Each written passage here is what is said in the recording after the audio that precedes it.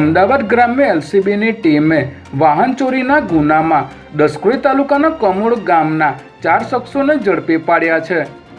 આરોપીઓ પાસેથી પોલીસે ચોરીના 5 બાઇક તેમજ એક એક્ટિવા કબજે કરી 2,35,000નો મુદ્દામાલ કબજે કર્યો છે। ત્યારે આ ધરપકડથી અસલાલી વટવા જીઆઈડીસી ડાણી લીમડા અને રામોલ પોલીસ સ્ટેશન વિસ્તારમાં નોંધાયેલા વાહન ચોરીના 5 ગુનાનો ભેદ ઉકેલાઈ ગયો છે।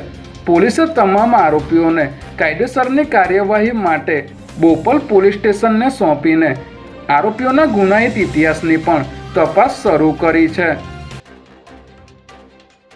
સંસ્કારી નગરી એવા વડોદરા શહેરમાં તાજેતરના સમયમાં ડ્રિંક એન્ડ ડ્રાઈવના કિસ્સાઓમાં સતત વધારો જોવા મળી રહ્યો છે। ત્યારે ફરી આવી એક ઘટનામાં મહિલા કાર ચાલકે નશામાં ધૂત હાલતમાં ફૂલ સ્પીડે કાર ચલાવીને અકસ્માત સર્જ્યો હતો।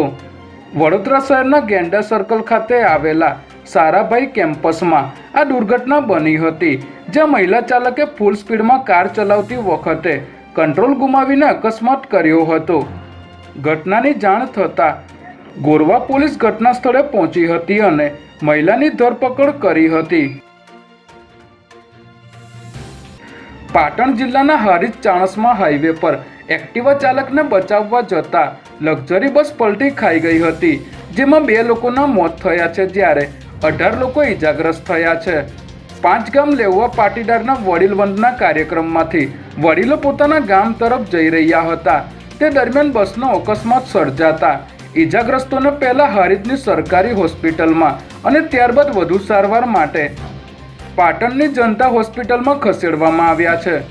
અકસ્માતને પગલે પોલીસે ઘટના સ્થળે પહોંચી મૃતદેહોને પોસ્ટમોર્ટમ માટે ખસેડીને અકસ્માત અંગે ગુનો નોંધવાની તજવીજ હાથ ધરી છે।